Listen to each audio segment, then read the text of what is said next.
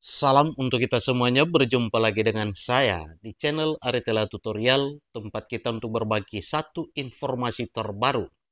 Bapak Ibu yang terhormat, ada satu informasi penting yang perlu saya bagikan kepada Bapak Ibu. Informasi terbarunya ada dengan topik, maaf, Sri Mulyani hanya beri gaji ke-13 tahun 2025 bagi pegawai non-ASN dan honorer yang memenuhi syarat ini.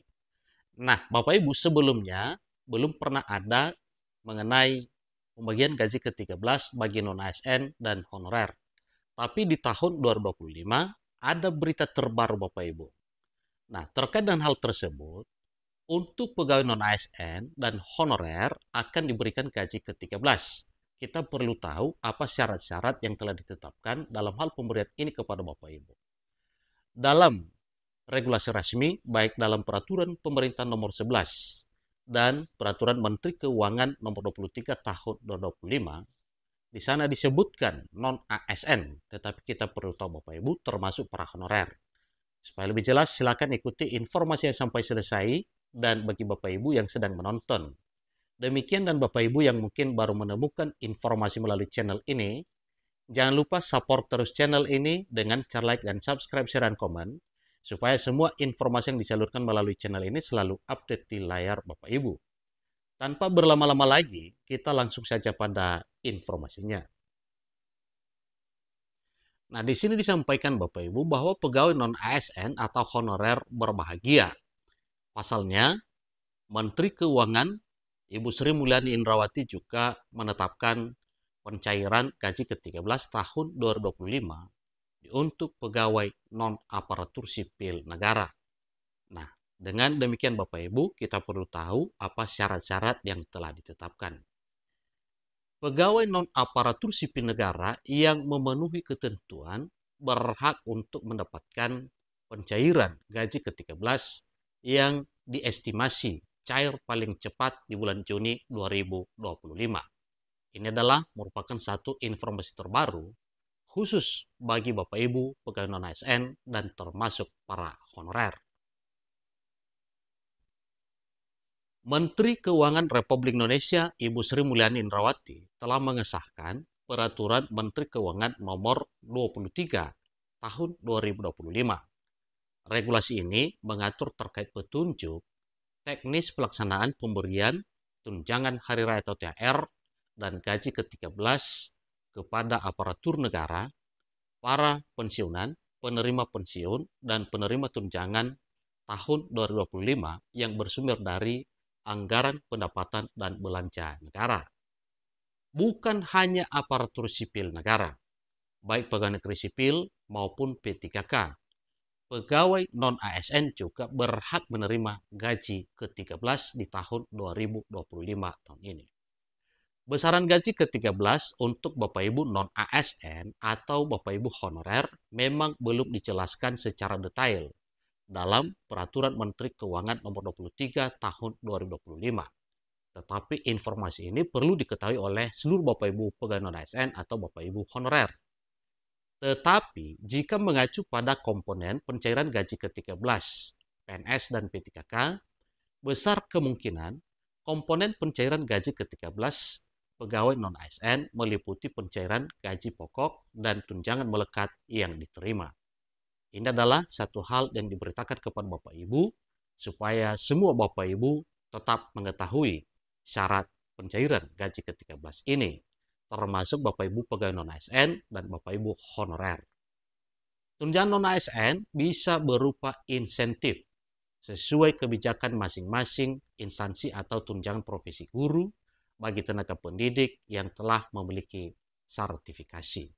Seperti contohnya, pengemudi untuk instansi pemerintah pusat, gaji ke-13 diberikan meliputi gaji pokok dan insentif dengan nominal yang bervariasi.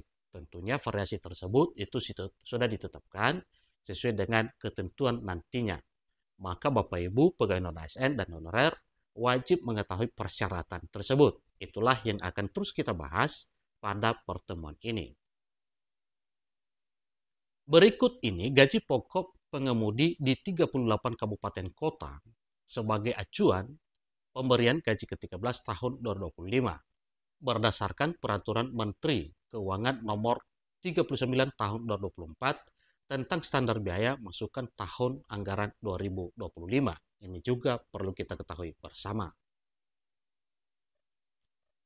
Nah, sesuai dengan apa yang telah disampaikan tadi Bapak Ibu, misalnya dari Aceh 4.133.000, Riau 3.856.000, Sumatera Utara 3.278.000, Bangka Belitung 4.297.000, Kepulauan Riau 3.985.000, Jambi 3.661.000, Sumatera Selatan 3.980.000,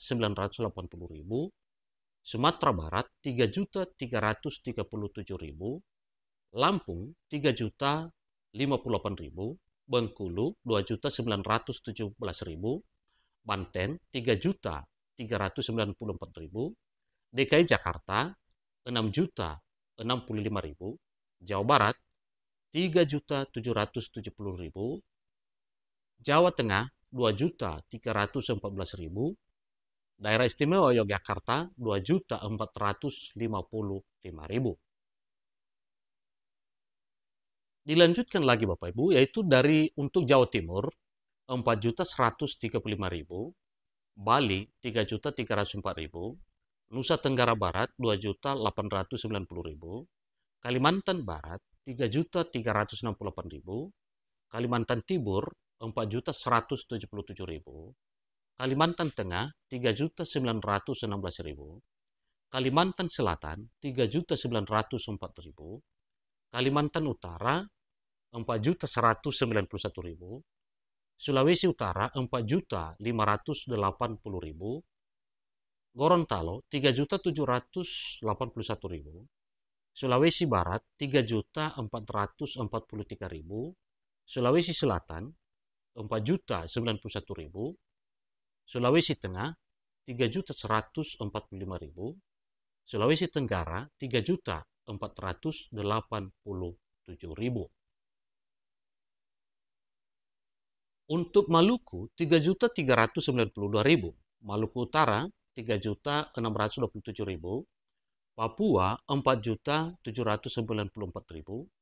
Papua Barat Daya 4.124.000, Papua Barat 4.124.000, Papua Tengah 4.794.000, Papua Selatan 4.794.000, Papua Pegunungan 4.794.000. Apakah persyaratan penerima gaji ke-13 bagi pegawai non-ASN? Ibu Menteri Keuangan Sri Mulyani resmi menetapkan persyaratan pencairan gaji ke-13 bagi pegawai non-ASN melalui Permenkeu nomor 23 tahun 2025.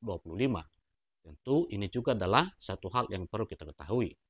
Nah, disampaikan Bapak Ibu mengacu pasal 7 ayat 1 pegawai non-ASN berhak mendapatkan pencairan gaji ke-13 jika memenuhi persyaratan berikut ini. Yang pertama sebagaimana ketentuan yaitu warga negara Indonesia. Berikutnya pada saat peraturan pemerintah ini diundangkan telah melaksanakan tugas pokok organisasi secara penuh dan terus-menerus paling singkat selama 1 tahun sejak pengangkatan atau penandatanganan perjanjian kerja. Itu juga adalah satu ketentuan yang perlu kita ketahui.